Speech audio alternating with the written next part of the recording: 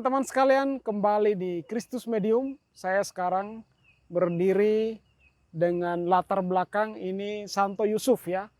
Disebut di sini ada doa kepada Santo Yusuf yang tidur. Jadi ini menarik ini figur Santo Yusuf. Kita tahu sejak Paus Fransiskus menulis anjuran apostolik Patris Corde, sosok Santo Yusuf menjadi penting ya, menarik dan menjadi tokoh yang dicintai oleh banyak umat. Saya di sini menunjukkan beberapa hal yang menjadi keutamaan ya, yang bisa kita pelajari dari seorang Yusuf ya. Kalau kita membaca Patris Corde itu, kita bisa meringkas beberapa kata kunci yang penting dari sosok seorang Santo Yusuf. Pertama, kita di sana menemukan kata miracle ya. Jadi hidup itu sendiri kan suatu miracle. Yusuf selalu hadir bagi keluarga kudus sebagai miracle.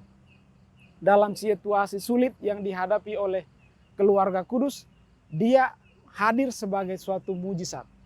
Di situ kita belajar juga ya, bahwa kehadiran kita itu dalam relasi dengan sesama menjadi suatu mujizat dalam situasi sulit.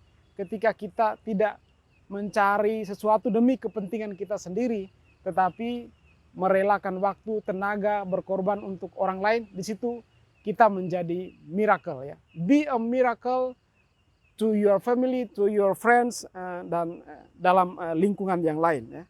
Juga dari Santo Yusuf kita belajar kata kunci yang lain, acceptance ya, penerimaan ya. Jadi sikap menerima itu ya juga merupakan suatu kebajikan yang penting.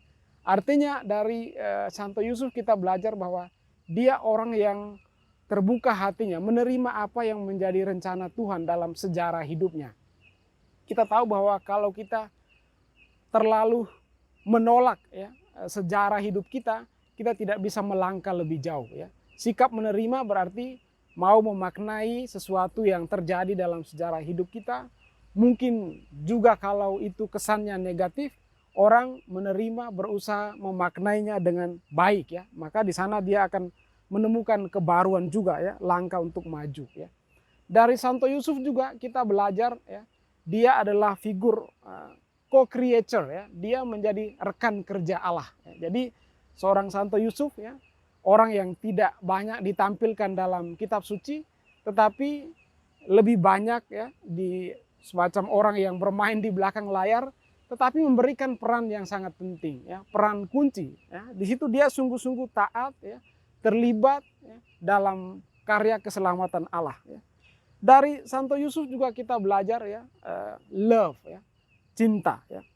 Tapi seperti apa cinta yang ditunjukkan oleh seorang Yusuf ya? Logika kasih dari seorang Yusuf adalah logika kebebasan ya, tidak memikirkan segala sesuatu tentang bagi dirinya sendiri, tetapi selalu ya ingin lepas bebas ya, mau memberi, mau berkorban untuk kepentingan orang lain, dalam hal ini ya keluarga kudus.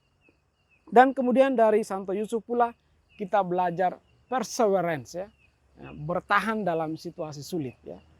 Santo Yusuf bukan orang yang mencari solusi-solusi instan dalam situasi sulit ya, melainkan ya dia berusaha ya merenungkan apa yang menjadi perintah Tuhan, memaknainya dan bertahan dalam situasi sulit, dan di sana bisa mendengarkan apa yang sungguh-sungguh menjadi rencana Tuhan sendiri ya.